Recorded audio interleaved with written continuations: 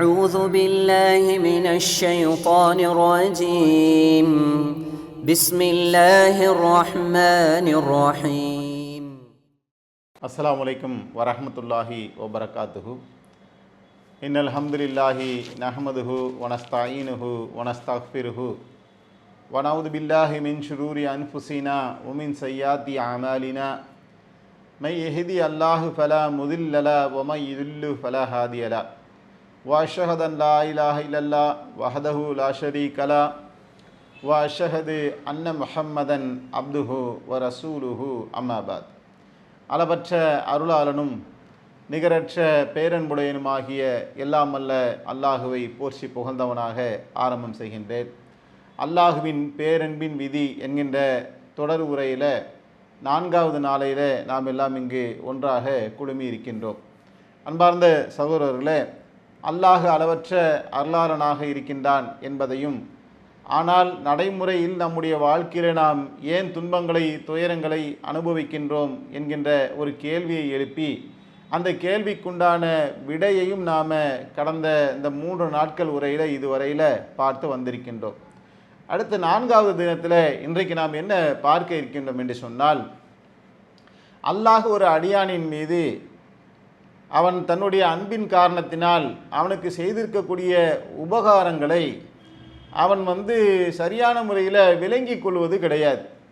அந்த விளக்கம் இல்லாத காரணத்தினால் அல்லாஹ் தனக்கு என்ன மாதிரியான பாக்கியங்களை பொழிந்திருக்கின்றான் என்பதை உணராத காரியத்தினால் அந்த மனிதனுடைய உள்ளத்தில் எப்பொழுதுமே ஒரு அதிருப்தி நிலவுவதை நம்மால் பார்க்க முடிகின்றது. ரப்புல் ஆலமீனை பொறுத்தவரையிலும் அவன் ஒவ்வொன்றுக்கும் ஒரு அளவை நிர்ணயம் செய்துள்ளான். இதை நாம் திருக்குர்ஆனிலே பார்ப்பதாக இருந்தால், ஃபிரௌன் மூசா அலைஹிஸ்ஸலாம் அவரிடத்தில் கேட்குறான், உன்னுடைய இறைவன் யார்?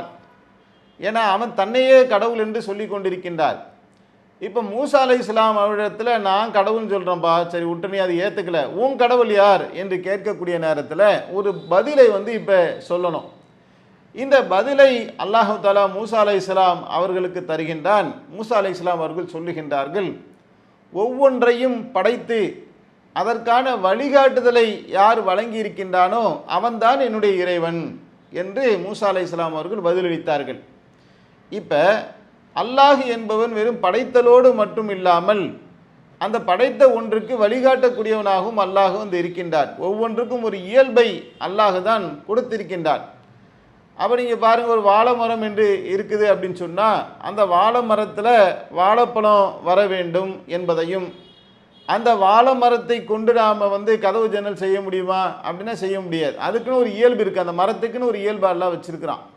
தேக்கு மரம் இருக்குது, அந்த தேக்கு மரத்தை வச்சு கதவு ஜன்னல் செய்யலாம், ஆனால் அதில் வாழைப்பழத்தை நம்மால் பெற்றுக்கொள்ள முடியாது. தென்னை மரம்னு ஒன்று இருக்குது, அதில் இளநியை நாம் பெற்றுக்கொள்ளலாமே ஒழிய அந்த தென்னை மரத்தினுடைய உயரத்துக்கு வாழை மரத்தை நாம் வளர்க்க முடியாது. அப்போ ஒவ்வொன்றையும் அல்லாஹ் படைத்து ஒவ்வொன்றுக்கும் ஒரு இயல்பை கொடுத்து அல்லாஹ் தான் என்ன செஞ்சிருக்கான், அனைத்தையுமே நிர்ணயித்துள்ளான். அப்படிங்கிறத உலகத்தில் இருக்கக்கூடிய ஒவ்வொன்றையும் பார்க்கும்போது நம்மால் புரிந்து கொள்ள முடிகின்றது. அல்லாஹ் எந்த இயல்போடு ஒன்றை படைத்திருக்கின்றானோ அந்த இயல்பில் நாம் அதை பொருந்தி கொள்ள வேண்டும். ஆனால் யதார்த்த வாழ்க்கையில், மனிதனுடைய வாழ்க்கையில் நீங்கள் எடுத்து பாருங்கள், அல்லாஹ் எதை கொடுத்திருக்கின்றானோ அதை நம்மள பெரும்பாலானவர்கள் பொருந்தி கொள்ளாத காரணத்தினால் அவருடைய உள்ளத்தில் ஒரு நிம்மதி இருப்பதை நம்மால் பார்க்க முடியவில்லை. அல்லாஹ் கொடுத்த அருள் கொடைகளை, நியமத்துகளை அவனால் அடையக்கூடிய அளவுக்கு ஒரு திறன் இல்லாதவனாக சென்றுவிடக்கூடிய காட்சியை நாம் பார்க்கின்றோம். அன்பார்ந்த சகோதரர்களே, அல்லாஹுடைய அருள் என்று சொன்னாலே மனிதர்கள் என்ன நினைக்கிறாங்கன்னா, பொருளாதாரம் மட்டும்தான் அல்லாஹுடைய அருள். அது நிறைய காசு பணம் இருந்துச்சுன்னா அதுதான் எனக்கு அல்லாஹ் என்ன கண்ணியப்படுத்திட்டான், பொருளாதாரத்தை வாரி கொடுக்கும்போது அவன் கண்ணியப்படுத்தினதாக நினைக்கிறான், பொருளாதாரம் இல்லைன்னு சொன்னால் அல்லாஹ் எனக்கு கேவலப்படுத்திட்டான். இதுதான் மனிதர்களுடைய ஒரு பார்வையாக இருக்குது. நான் கேட்குறேன், பொருளாதாரத்தை தாண்டி வேறு நியமத்தே கிடையாது. பொருளாதாரம் ஒரு நியமத்து, மாற்று கருத்து இல்லை. அந்த பொருளாதாரத்தை தாண்டி வேறு எதுவும் அருள் கொடைகள் இல்லையா?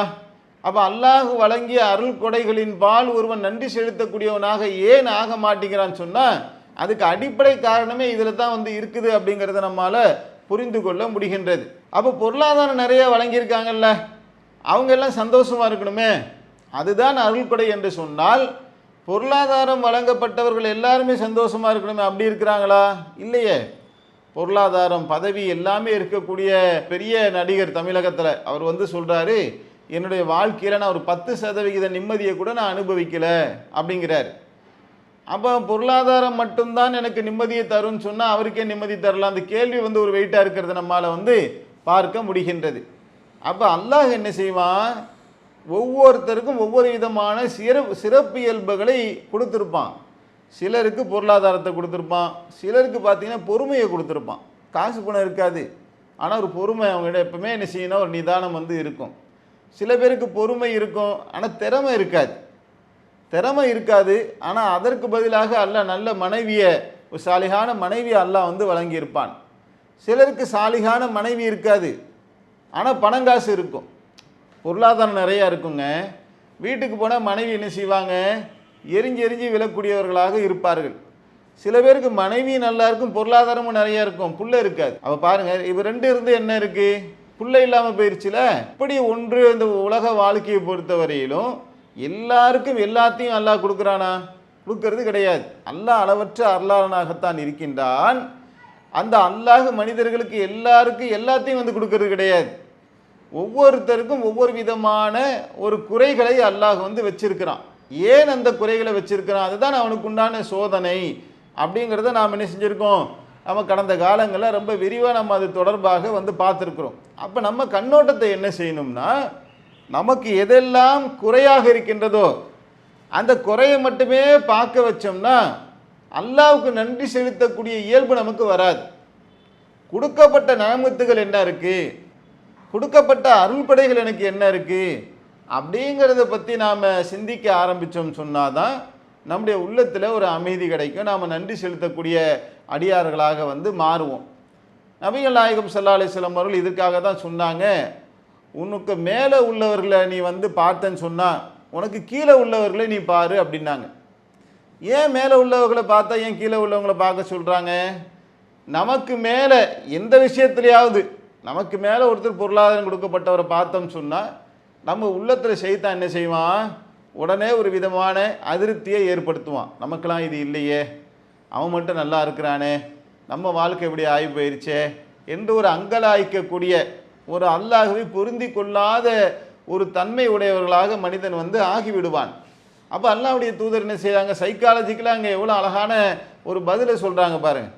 நம்ம சொந்தக்காரனில் வந்து ஒருத்தவங்க வீடு கட்டியிருப்பாங்க, அந்த வீடு கட்டினதுக்கு நம்மளை கூப்பிடுவாங்க. எதுக்காக கூப்பிடுறாங்க, அவங்களுடைய அன்பை மகிழ்ச்சியை பகிர்ந்து கொள்வதற்காக நம்மளை வந்து அழைக்கிறாங்க. அப்போ நம்ம என்ன செய்யணும், போய் நம்ம சாப்பிட்டுக்கிட்டு அவங்களுக்காக துவா செஞ்சுட்டு வந்துட்டோம்னா அல்ஹம்துலில்லாஹ் முடிஞ்சு போச்சு. ஆனால் இவங்க என்ன செய்வாங்க, போகக்கூடியவங்க, பாரு நம்ம கூட வந்தான், அது வந்தவன் என்ன செஞ்சிட்டான், இன்றைக்கி பெருசாக வீடு கட்டிட்டான், நம்மலாம் இன்றைக்கி வந்து தெருவில் நிற்கிறோம், நம்மளாம் இன்னும் வாடகை வீட்டிலே இருக்கிறோம், பாரு இவனுக்கு மட்டும், இவனுக்கு அல்லாஹ் என்ன மாதிரி ஒரு வாழ்க்கையை கொடுத்துருக்கான் பாரு என்று அவங்க போய் புழுங்குகின்ற காட்சியை நம்ம பார்க்குறோம் சொன்னால் இது ஒரு இறை நம்பிக்கையாளருக்கு வந்து சரியான ஒரு செயலாக இருக்குமா? அல்லாஹ்வை பொருந்தி கொண்ட ஒரு அடியான், ஒரு மூமினிடத்தில் இந்த தன்மை இருக்கலாமா? அப்போ போகிறோம், பார்க்குறோம், அல்ஹம்துலில்லாஹ் அல்லாஹ் இவருக்கு என்ன செஞ்சுருக்கான், இதை வந்து தந்திருக்கிறான், மென்மேலும் அல்லாஹ் இவருக்கு வந்து என்ன செய்யணும், ஒரு அபிவிருத்தியை கொடுக்கணும், இந்த உலகத்திலையும் கொடுக்கணும், மறுமையிலையும் கொடுக்கணும், இதை கொண்டு இவர் மார்க்க விஷயங்களுக்கு இதை பயன்படுத்த வேண்டும் அப்படின்னு அந்த துவா செஞ்சுட்டு வந்துடணும். ஒரு கால் உன்னுடைய மனசில் வந்து ஒரு தடுமாற்றம் மனிதன் என்ற அடிப்படையில் ஏற்பட்டு விட்டது என்று சொன்னால் அதுக்கு ஒரு மருந்து அல்லாஹ்வுடைய தூதர் சொல்லித்தராங்க. என்ன சொல்கிறாங்க, உனக்கு கீழே உள்ளவர்களை பாரு. இப்போ நீங்கள் சென்னையிலலாம் எடுத்துக்கிட்டீங்க அப்படின்னு சொன்னால் ஒரு 20,000 ரூபா வாடகை வீட்டில் உள்ளவங்களும் இருப்பாங்க, 10,000 ரூபா வாடகை வீட்டில் உள்ளவங்களும் இருப்பாங்க. இப்போ ஒரு நடுத்தர மக்கள் 10,000 ரூபா வாடகையில் இருக்கிறாங்க, அவருக்கு சொந்த வீடு வாங்க முடியலன்னு சொன்னால் அவர் என்ன செய்யணும், அப்படியே இந்த கடற்கரை ஓரமாக போய் பார்த்தீங்கன்னா ஹவுசிங் போர்டு வீடுகள்லாம் இருக்கும். அந்த வீடுலாம் பார்த்தீங்கன்னா ஒரு புறா கூண்டு மாதிரி இருக்கும், வாடகையே ஒரு 5,000 ரூபா தான் இருக்கும். புறா கூண்டு மாதிரி ஒரு வாழ்க்கையை அவர்கள் வாழ்ந்து கொண்டிருப்பார்கள். மாடியை பார்த்தீங்கன்னா ஒரு 5 மாடி 6 மாடி ஏறி இறங்கணும். பொது கழிப்பிடமாக மொத்த வீட்டுக்குமே 5 வீட்டுக்கு சேர்த்து ஒரு கழிப்பிடம் வச்சுருப்பாங்க. ஆனால் இவர் வீட்டில் இவருக்கென்று தனி கழிவறைகள் இருக்கும். தண்ணி பிடிப்பதற்காக பொது பம்புக்கு தான் வந்து தண்ணி அடிக்கணும். ஆனால் இவருக்கு வீட்டுக்குள்ளேயே குழாயை திறந்தால் தண்ணி வரும். அப்போ இவருக்கு கீழே உள்ளவர்களை பாருங்கன்னு அல்லாஹ்வுடைய தூதர் சொல்கிறாங்களே, அதோடைய அர்த்தம் நமக்கு புரியுதா? இன்னும் அதுக்கு கீழே உள்ளவர்கள் இல்லையா? சென்னையில் இப்போ கூவாறு ஓடுதில்ல, அந்த கூவாறு சுற்றியுமே மக்கள் வசிக்கிறாங்க. 1000 2000 500 வாடகையில் கொசுக்கடியில் அவங்க படுக்கக்கூடிய அந்த பகுதிகளிலே எலி வந்து அவங்க பெருச்சாலே அவங்களோட தான் வந்து வசிக்கும். அந்த வீட்டுக்கு பக்கத்தில் நாய்கள்லாம் அங்கே தான் வசிக்கும். அந்த நாய் கூடையும் பன்றியின் கூடையும் அந்த நாற்றத்துலேயும் கொசுக்கடியிலையும் அங்கேயே திருமணம் பண்ணி அங்கேயே பிள்ளையை பெற்று அங்கே ஒரு வாழ்க்கையை அவர்கள் வாழ்ந்து கொண்டு தான் இருக்கின்றார்கள். அந்த இடத்துல போய் நம்ம ஒரு அரை மணி நேரம் நீங்கள் உட்கார்ந்தீங்கன்னா உங்களுக்கு உடல் நலமே பாதிக்கப்படக்கூடிய அளவுக்கு சிரமத்தை அனுபவிப்போம் நம்ம நடுத்தரவர்கள் மக்களை. ஆனால் அவங்க எப்படி ஒரு வாழ்க்கையை வாழ்கிறாங்க? அப்போ அதையெல்லாம் போய் உத்து கவனிக்கணும். ஒரு முறை அந்த மாதிரி நமக்கு ஒரு வாய்ப்பு கிடைச்சிது. ஒரு ஃபோன் வருது, இந்த மாதிரி எனக்கு ஒரு மருத்துவ உதவி வேணும் அப்படின்னு சொன்னாங்க. அப்போ அந்த மருத்துவ உதவி கேட்குறாங்கன்னு சொல்லி அப்போ நேரடியாக நம்ம கள ஆய்வு செஞ்சு கொடுப்போம். ஒரு கிளை நிர்வாகத்தில் இருக்கும்போது அவங்க கூப்பிட்ட இடத்துக்கு போகிறோம், நானும் என்னுடைய நண்பரும் போகிறோம். போய் பார்த்தா எப்படி இருக்குன்னா சுற்றி வீடு முழுவதும் பார்த்தீங்கன்னா எந்த விதமான அடித்தளமும் இல்லை, பேஸும் இல்லை, கூரை வீடு, ஒரு ஒண்டி கட்டில் கிடக்கு, ஒரு அம்மா குற்றீரும் கொலையுருமாக கிடக்கிறாங்க, டயாலிஸ் பண்ணிக்கிட்டு உண்ண உணவு இல்லாமல் வாழ வழி இல்லாமல் மருத்துவ உதவி வேணும்னு கேட்குறாங்க. அதெல்லாம் பார்க்கும்போது ரத்த கண்ணீர் வரக்கூடிய அளவுக்கு உண்டான சூழல். அப்போ அல்லாஹ்வுடைய தூதர் சொல்கிறாங்க, உனக்கு மேலே உள்ளவனை நீ பார்த்துட்டலப்பா, கீழே உள்ளவனை போய் பாரு. இப்போ நீ என்ன செய்கிற? எனக்கு இப்போ மேலே உள்ளவனை பார்க்கும்போது உன்னுடைய மனம் வந்து தடுமாறுதில்ல. இது பொருளாதாரத்தில் ஒவ்வொன்றிலும் அந்த மாதிரி. இப்போ நம்ம வண்டி ஓட்டிக்கிட்டே போவோம். சில பேர் பார்த்தீங்கன்னா நல்லா கட்டு மஸ்தான உடலோடு அப்படியே நல்லா ஆரோக்கியமாக துள்ளி குதித்து ஓடுவாங்க. பீச்சிலலாம் போனீங்கன்னா வாக்கிங் போவாங்க, ஜாக்கிங் போவாங்க. இவர் நடக்கிறதுக்கே கொஞ்சம் கஷ்டப்படுவார். இவருக்கு மனசுக்குள்ளே என்ன வரும்? நமக்கெல்லாம் ஆரோக்கியம்லாம் போச்சே, நம்மளால் அந்த மாதிரி துள்ளி ஓட முடியலையே அப்படின்ற ஒரு கவலை வரும். ஒரு காலத்தில் ஓடி இருப்பார், இன்றைக்கி முடியல, 40-50 வயசு ஆகுது, முடியலன்னு வைங்களேன். இப்போ அல்லாஹ்வுடைய தூதர் என்ன சொல்கிறாங்க? அது மட்டும்தான் மனிதர்கள் அப்படி மட்டும்தான் இருக்காங்களா? இப்படி பாரு, ஒரு மருத்துவமனையில் போய் பார்த்தோம்னு சொன்னால் அங்கே எப்படி இருக்கிறாங்க? ஒரு குடலில் கேன்சர்னு வந்துடுது, உண்ணக்கூடிய உணவு குழாயில் கேன்சர், கோலன் கேன்சர்னுவாங்க. அப்போ அதில் என்ன ஆகுனா உணவு குழாயே கட் பண்ணி எடுத்துடுறாங்க. கட் பண்ணி எடுக்கலைன்னா அது பரவிடும், லங்ஸுக்கு பரவிடும், கிட்னிக்கு பரவிடும். அப்போ என்னங்க தீர்வு? கட் பண்ணி எடுக்கணும். சரி, கட் பண்ணி எடுத்தாச்சு. இப்போ என்ன? வாய் வழியாக சாப்பிட முடியாது. ஒரு என்ன செய்கிறாங்க, தொண்டையில் ஒரு ஓட்டை போட்டு அங்கே ஒரு புனலை வச்சு அதில் பால் ஊற்றுறாங்க. அவருடைய வாழ்க்கைலாம் எப்படி இருக்குது? அல்லாஹ் அந்த நிலைமையில் நம்மளை வச்சுருக்கானா? நம்மளை நடமாடக்கூடிய நிலைமையில் அல்லாஹ் வச்சுருக்கான். கஞ்சியோ கூழோ குடித்தாலும் கூட நம்ம வாய் வழியாக நம்முடைய உணவு இறங்குறத நம்ம பார்க்குறோம். சுவை நமக்கு தெரியுது. புனல் வச்சு பால் ஊற்றினா எங்கே சுவை தெரியும்? இது ஒரு வேளை 2 வேளை இல்லை, ஒவ்வொரு நாளும் இது மாதிரியான சிரமங்களை கஷ்டங்களை மனித சமுதாயம் அனுபவித்து கொண்டு இருக்கின்றது. மனித சமுதாயத்தில் ஒரு சாரார் அப்படி அனுபவித்து கொண்டு இருக்கின்றார்கள் என்று சொன்னால் அல்லாஹ் என்ன செஞ்சுருக்கான்? எனவே இருக்கிறத வச்சு நான் எனக்கு வஞ்சர மீன் இல்லாட்டி கூட ஒரு கவலை மீனை வச்சு சாப்பிடக்கூடிய அளவுக்கு அல்லாஹ் என்ன வச்சிருக்கிறானே, அல்ஹம்துலில்லாஹ் என்று அல்லாஹ்வுக்கு நன்றி செலுத்தக்கூடிய ஒரு மனநிலை நமக்கு ஏற்படும்.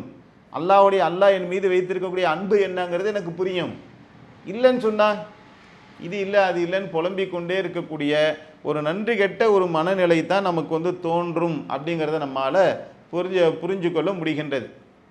அப்போ அல்லாஹ்வின் மீது என்ன செய்யணும்? அல்லாஹ் தரக்கூடிய ஒன்றில் பொருந்தி கொள்ளக்கூடியவர்களாக நாம் வந்து இருக்கணும். இதை நீங்கள் வரலாறுகளை எடுத்து பாருங்கள். யாரெல்லாம் அல்லாஹுடைய அந்த கொடுத்திருக்கக்கூடிய நிஅமத்துகளை அருள்களை பொருந்தி கொள்கின்றார்களோ அந்த பொருந்தி கொண்ட பின்னாடி தான் அவங்களுக்கு என்ன செய்யும்னாக்க ஒரு பிரார்த்தனை செய்ய வேண்டும் என்கின்ற ஒரு எண்ணமே ஏற்படும். நன்றி செலுத்த வேண்டும் என்கின்ற எண்ணம் எப்படி பொருந்திக்கவே இல்லை. இப்போ எப்படி நீங்கள் அல்லாஹ்வுக்கு நன்றி செலுத்துவோம்? நம்ம நன்றி செலுத்தக்கூடிய இயல்பே வராதே. என்கிட்ட இருக்கிறதே நான் பத்தலை நினச்சிக்கிட்டு இருக்கிறேன். எனக்கு கொடுத்த ஆரோக்கியம் பத்தலை, எனக்கு கொடுத்த பொருளாதாரம் பத்தலை, எனக்கு கொடுத்த வாழ்வாதாரம் பத்தலை, எதுவுமே பத்தலை அப்படிங்கிற ஒரு மனநிலையில் நான் இருக்கும் பொழுது அப்போ என்னுடைய உள்ளத்தில் என்ன உருவாயிருது? ஒரு விதமான அதிருப்தி உருவாயிருது. இந்த அதிருப்தி உருவான நிலையில் இப்போ நான் அல்லாஹ்வுக்கு நன்றி செலுத்துவேனா? நன்றி செலுத்த மாட்டேன். அப்போ வந்து இந்த நன்றி செலுத்தாத நிலை என்பது இது யாருடைய நிலை? இது ஷைத்தான் தான் அல்லாஹ்ட்ட என்ன செஞ்சுருக்கான்? சவால் விட்டுருக்கான். உன்னுடைய அடியார்களை நன்றி செலுத்தக்கூடியவர்களாக நீ காண மாட்டாய் அப்படின்னு அல்லாஹ் சொன்னான்ல. இப்போ அந்த மாதிரி நன்றி செலுத்தாத ஒரு சமுதாயமாக இன்னைக்கு வந்து ஈமான் கொண்டவர்களில் ஒரு சாரார் போகின்றார்கள் என்று சொன்னால் அதற்கு அடிப்படை காரணம் அல்லாஹ் அருள் புரிந்து நமக்கு என்ன செஞ்சிருக்கான் அப்படிங்கிறத அந்த அன்பை புரிந்து கொள்ளாமல் அதை பொருந்தி கொள்ளாத காரணத்தினால்தான் நன்றி செலுத்தாதவர்களாக நாம் இருக்கிறோம் அப்படிங்கிறத பார்க்க முடிகின்றது. இப்போ இதை பற்றி அல்லாஹ் நமக்கு என்ன செய்கிறான்? இவருடைய நிலையை குறித்து இப்படி யார் அல்லாஹ் கொடுத்ததை பொருந்தி கொள்ளாமல் இந்த உலகத்தை நோக்கியே போகிறாங்களோ அவருடைய நிலையை குறித்து அல்லாஹ் நமக்கு விளக்குறான். அல்லாஹ் கொடுத்த ஒன்றை பொருந்தி கொண்டு அல்ஹம்துலில்லாஹ் என்று அதை ஏற்றுக்கொண்டு அதில் ஒரு பலகீனத்தின் அடிப்படையில் நமக்கு வேணும்னா நம்ம அல்லாஹ்ட்ட கேட்கலாம். அது தப்பு கிடையாது, கேட்குறத மார்க்கம் தடுக்கலையே. பொருளாதாரத்தை நம்ம அல்லாஹ்ட்ட கேட்காம வேறு யார்கிட்ட போய் கேட்க போகிறோம்? வேறு எதுவும் கடவுள்கள் இருக்கிறாங்களா? கொடுக்கக்கூடிய கடவுள்கள் நமக்கு யார் இருக்காங்களா? அந்த ரஹ்மா தான் நமக்கு தரணும். நமக்கு ஒரு நோயோ கஷ்டமோ வறுமையோ முதல்ல அல்லாஹ் கொடுத்ததை நான் ஏற்றுக்கிறேன் அல்ஹம்துலில்லாஹ். அடுத்து நம்ம அல்லாஹ்ட்ட கெஞ்சிரோம், கேட்குறோம். அவன் கொடுப்பான், கொடுக்கக்கூடிய வல்லமை உடையவனாக இருக்கிறான். அது இங்கேயே கொடுப்பான் அல்லது மறுமையில் கொடுப்பான், கேட்டதை விட சிறந்தது கொடுப்பான். இதெல்லாம் நாம் என்ன செஞ்சுருக்கோம்? விளங்கி வச்சிருக்கிறோம்.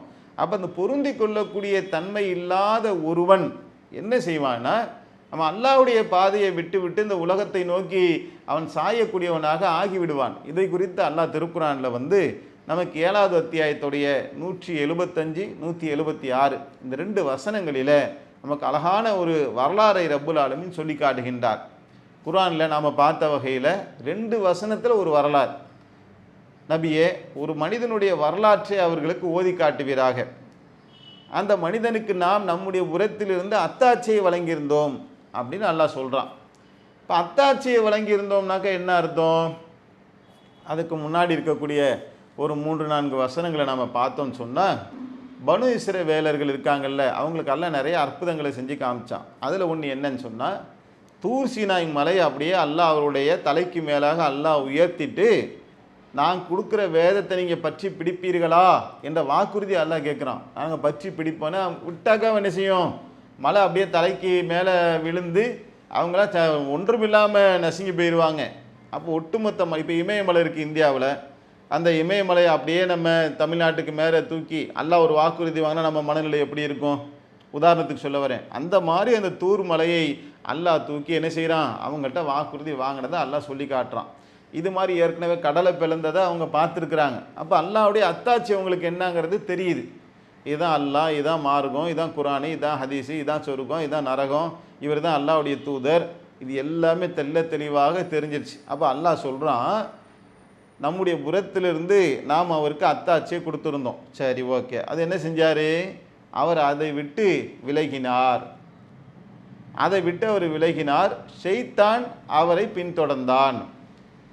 அப்போ அவர் அல்லாஹ்வுடைய அத்தாட்சியில் இருக்கக்கூடியவர் என்று சொன்னால் அவர் என்ன செஞ்சிருக்கணும்? தன்னுடைய வாழ்க்கையில் அவர் அல்லாஹ்வுடைய நேசத்தை, அல்லாஹ்வுடைய பொருத்தத்தை பெறுவதற்காக, அல்லாஹ்வுடைய அன்பை பெறத்தக்க வகையில் ஒருத்தன் தன்னுடைய வாழ்க்கையை அமைச்சிக்கிறதுக்காகத்தானே அல்லாஹ் அந்த அத்தாட்சியை கொடுக்குறான்.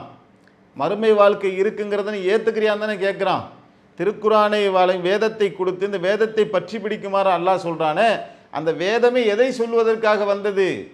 உலக வாழ்க்கையோடு எல்லாம் முடிஞ்சு போயிடும் சொல்லி ஒரு மனித சமுதாயம் வாழ்ந்து கொண்டிருக்கக்கூடிய நேரத்தில், இல்லப்பா இதை தாண்டி மறு உலக வாழ்க்கை ஒன்று இருக்கு, அல்லாஹ் ஒருவன் இருக்கின்றான், உன்னை உயிர் கொடுத்து எழுப்புவான், அங்கே விசாரிப்பான், அந்த நாளை அஞ்சிக் கொள்ளுங்கள், இதை சொல்வதற்குத்தானே நபிமார்கள் வந்தாங்க.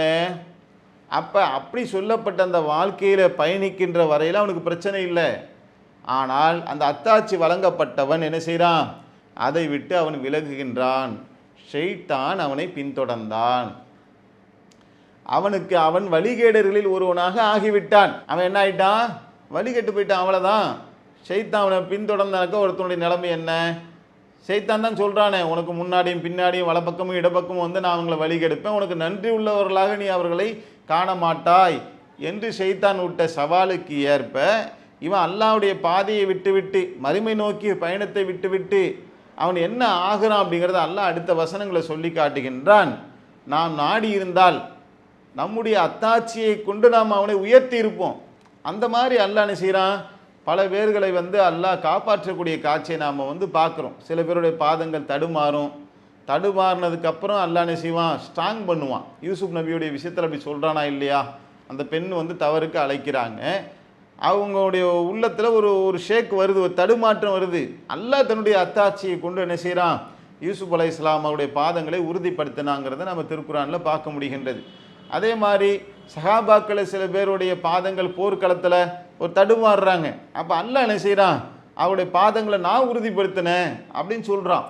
அப்போ இதெல்லாம் யார் என்று சொன்னால் அல்லாஹுடைய பாதையில் பயணிக்கக்கூடிய, அல்லாஹுடைய அன்பை நோக்கி பயணிக்கக்கூடிய, அல்லாஹுடைய பொருத்தத்தை நோக்கி பயணிக்கக்கூடிய ஒருவனுடைய வாழ்க்கையில் ஒரு தடுமாற்றம் வந்தால் அல்லாஹ் என்ன செய்வான்?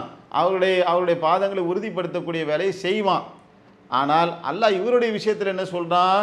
நாம் நாடி இருந்தால் அவரை நம்முடைய அத்தாட்சியை கொண்டு அவனை நம்ம உயர்த்தியிருப்போம்.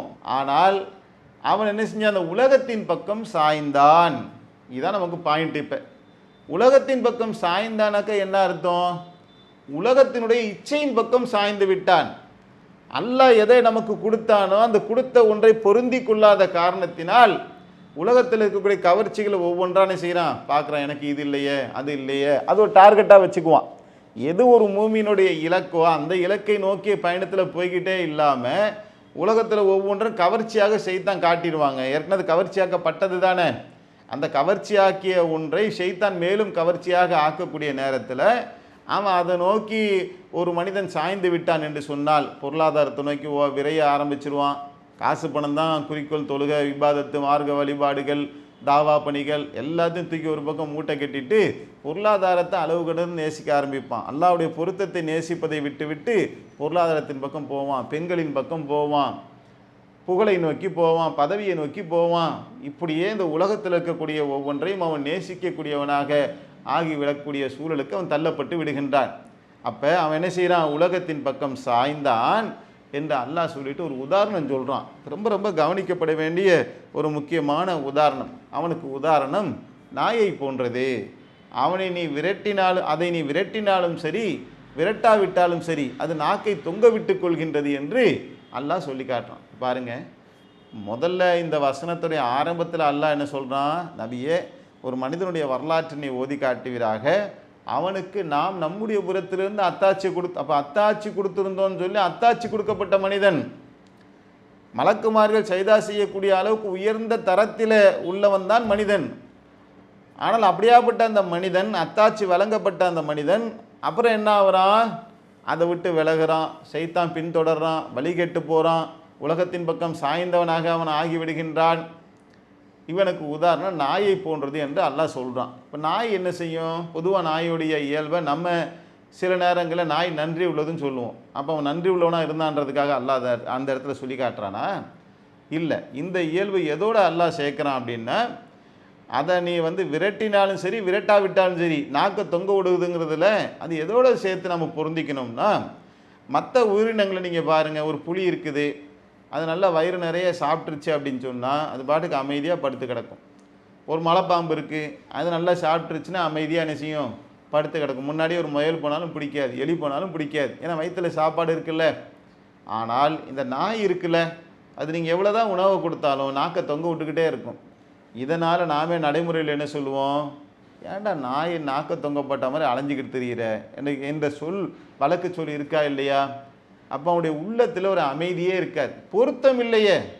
அல்லாஹ் ரப்புல் ஆலமீன் அளவற்ற அருளாளனாக இருக்கின்றான், அவனுக்கு எனக்கு தந்திருக்கின்றான், அந்த தந்ததை நான் பொருந்தி கொள்கின்றேன் என்ற பொருத்தம் இல்லாத காரணத்தினால் எதுலேயுமே அவனுக்கு ஒரு திருப்தி இருக்காதுங்க. பொருளாதாரம்லாம் வரும், காசு பணம்லாம் இருக்கும், ஆனால் அந்த ஹவா நப்ஸுன்னு வாங்கல்ல, அந்த ஹவா நப்ஸின் காரணத்தினால் எந்த ஒன்றிலுமே அவனுக்கு திருப்தி இல்லாத ஒரு நிலை ஏற்படும். அப்படி திருப்தி இல்லாமல் இருக்கக்கூடிய இவனைத்தான் அல்லாஹ் என்ன செய்கிறான்? நாய்க்கு உதாரணமாக நமக்கு ஒப்பிட்டு காட்டக்கூடிய காட்சியை நாம் பார்க்குறோம்.